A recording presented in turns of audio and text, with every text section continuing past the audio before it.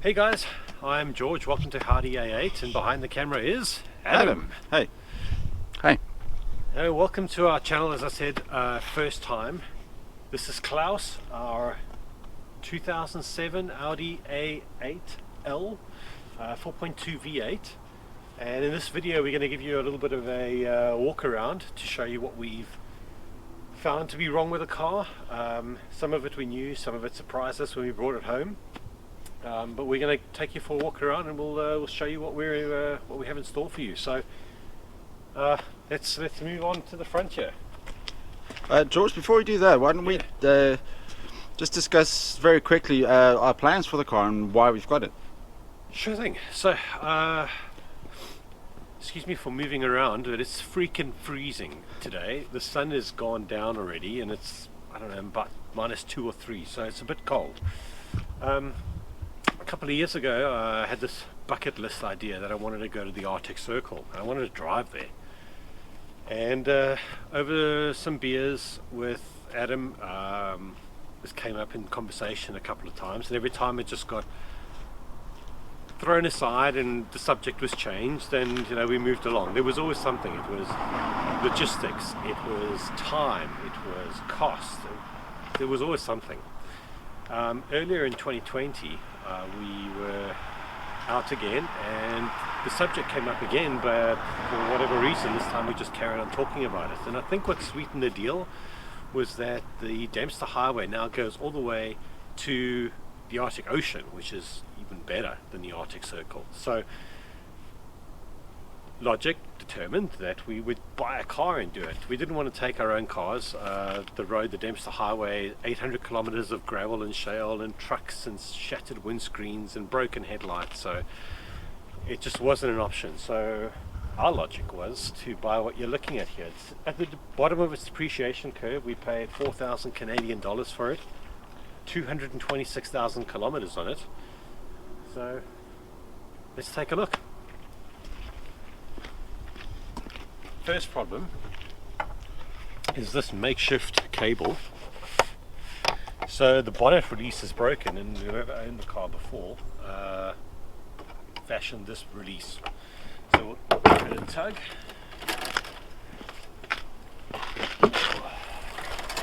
Right, we don't want to shut that in there.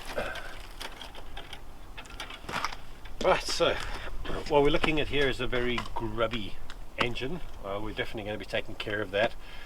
We are replacing valve cover gaskets. They're leaking on both sides and just making a complete mess in the engine bay.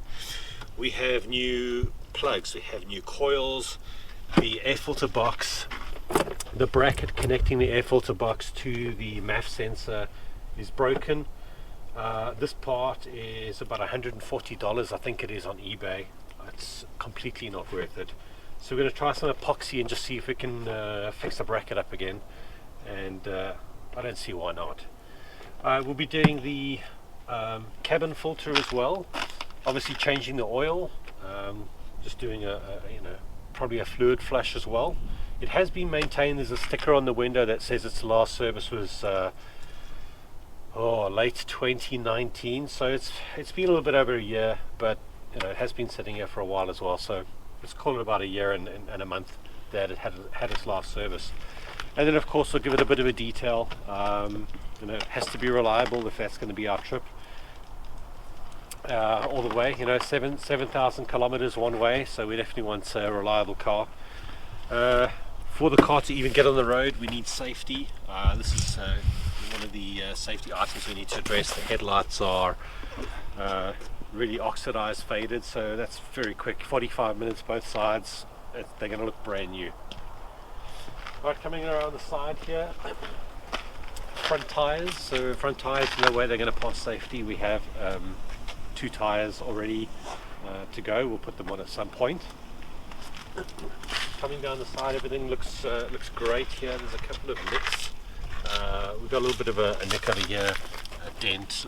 We've got a bigger dent over here. Not a huge deal. It's not going to affect the reliability of the car, so if we fix it, we fix it. If we don't, I don't think it really matters.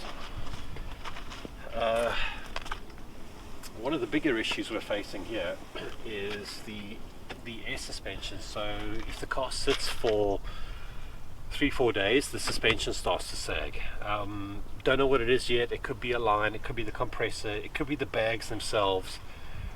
It could be quite expensive, which neither of us are looking forward to. So we'll definitely keep you posted on that. You'll know when we know.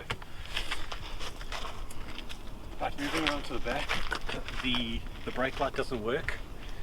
I wish it was as easy as replacing the light bulb, but there is no bulb. It's an LED board, so we will open it, take a look and see if we can see any obvious signs of damage. But otherwise, we're looking at a complete replacement of that unit, which is not cheap, even second hand. So hopefully we can sort that out without replacing it.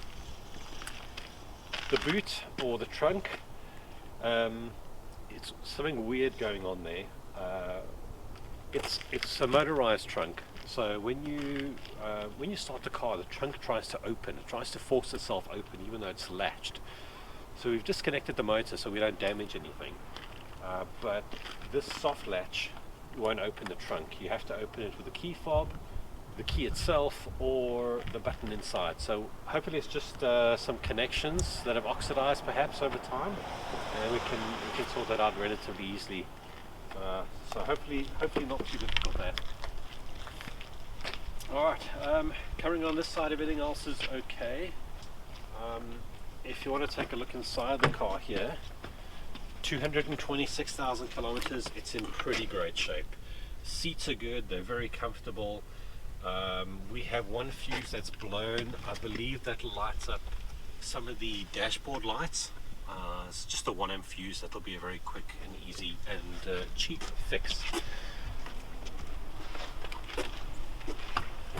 And that's about it. Hope you enjoyed the video. If you did, please like and subscribe. We are a new channel trying to grow, so thank you for watching.